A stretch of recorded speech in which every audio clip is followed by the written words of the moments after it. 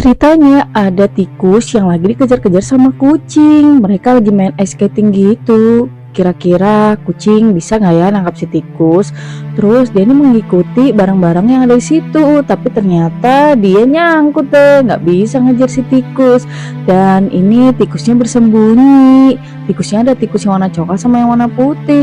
Ini tikus yang warna coklat dikejar-kejar kan. Terus si kucing sampai masuk ke dalam pintu juga sampai gepeng. Terus dia bisa jadi nggak gepeng lagi. Terus ini tikus kecilnya pinter banget menghalangi si kucing untuk ngejar si tikus. Terus dia mental kan, abis itu dibukain lah pintu sama si tikus yang warna coklat. Akhirnya jatuh deh ke bawah tangga.